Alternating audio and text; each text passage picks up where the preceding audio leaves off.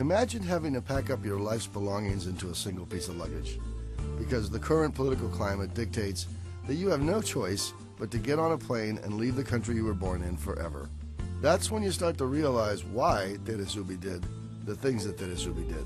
Because when everything is suddenly taken from you get a new perspective. You're forced to stand in someone else's shoes.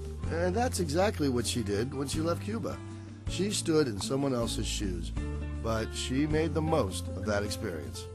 You know, she loves to tell a story about how she landed her first job wearing a donated suit from United Way.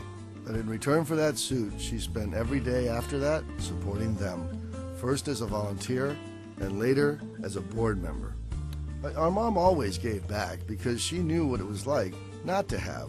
And that's why she did the things she did, but how she did them is what made her different.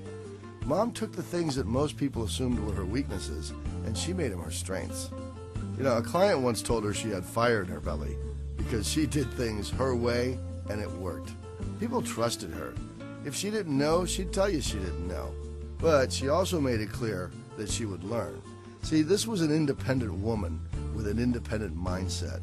That's how a Hispanic mom, with a borrowed desk and typewriter and a $465 retainer, was able to create Zubi Advertising, breaking down barriers for other Hispanic agencies and erasing stereotypes for minorities.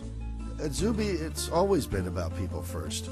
That was Mama Zubi's way. You work with me, not for me. She always preached that. And you were never her client, you were always her partner. See, beyond campaigns, she built relationships, and she kept Zubi independent to make sure she could nurture those relationships in the way that she wanted to. Mom was special.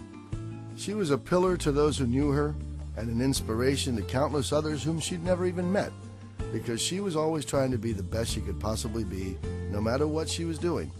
It's how she was as a wife to my dad Octavio.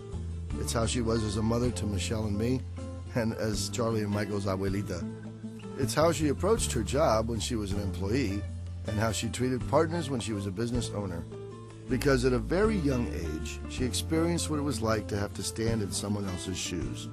The difference with Mom was that when she finally got herself some other shoes, some new shoes, she never tossed out the old ones. She wore them again.